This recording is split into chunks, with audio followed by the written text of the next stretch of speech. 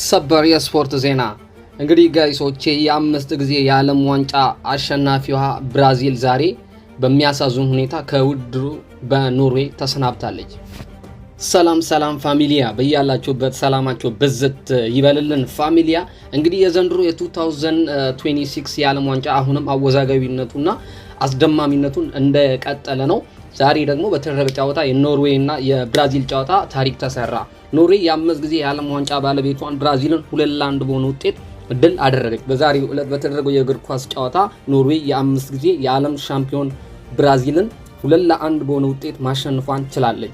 ጨዋታው በሁለቱም በኩል ጠንካራ ፍክክር የታየበት የነበረ ሲሆን ሁለቱም ቡድኖች ግብ ሳያስቆጥሩ እስከ 78ኛ ደቂቃ ድረስ 0-0 በሆነ አቻ ውጤት ቆይቷል። ነገር ግን በ79ኛው ደቂቃና በ90ኛው ደቂቃ የሲቲው የፊት መስመር ተጫዋች ኤርሊንግ ሃላንድ 2-0 በሆነ ውጤት ብራዚል እየቀጠቀጡ መደበኛውን ደቂቃ ጥቆ ተሰጠው ተጨማሪ ደቂቃ በፕላስ ማለት ነው በመቶኛው ደቂቃ ላይ ኖርዌይ በሰራችው ጥፋት ለብራዚል ፍጹም ቅጣት ምት ተሰጥቶት ሌጀንዱ ኔይማር አስቆጥሮ ጨዋታው 2-1 በሆነ ውጤት ተጠናቀቀ።